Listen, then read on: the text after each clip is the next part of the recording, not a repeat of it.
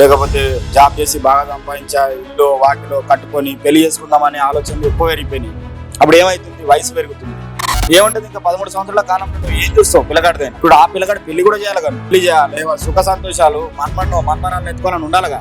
బొమ్మల పెళ్లిళ్ళు ఏదో 14 సంవత్సరాలకు 15 సంవత్సరాలకు పెళ్లిళ్ళు అవుతలేవు.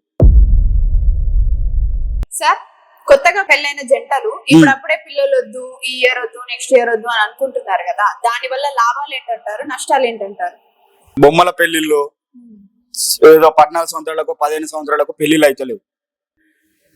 వీళ్ళు జాబ్ రీత్యా బాగా సంపాదించి బిజినెస్ లోనా లేకపోతే జాబ్ చేసి బాగా సంపాదించా ఇల్లు వాకిలో కట్టుకొని పెళ్లి చేసుకుందామనే ఆలోచనలు ఎక్కువ పెరిగిపోయినాయి. అప్పుడు ఏమైతుంది, వయసు పెరుగుతుంది. అమ్మాయి కావచ్చు, అబ్బాయి కావచ్చు.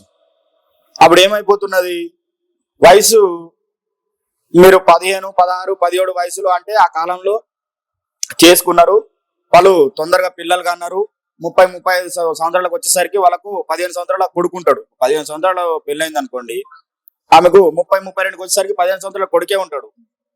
చేదోడు వాదోడు అవుతాడు ఆ పిల్లగాడైనా అమ్మాయి అయినా. ఇప్పుడున్న పరిస్థితుల్లో ఏమైపోయిందంటే వీళ్ళు లేట్ మ్యారేజ్ చేసుకునేసరికి ఇప్పుడు 30, 32 సంవత్సరాలకు పెళ్లి చేసుకుంటే మన స్పామ్ ఎంత, 60 సంవత్సరాలు.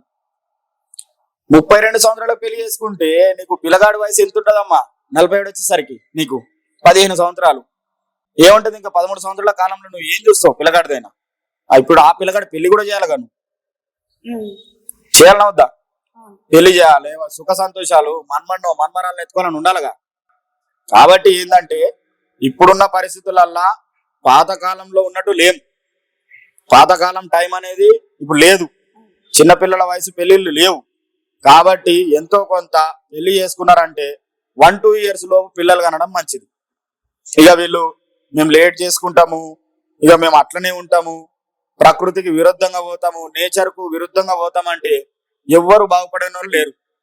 ఏమవుతుందంటే వీళ్ళు 1-2 ఇయర్స్ వద్దు అని ఏదో వీళ్ళు వాడతారు, మందులో ఏదో వాడతారు.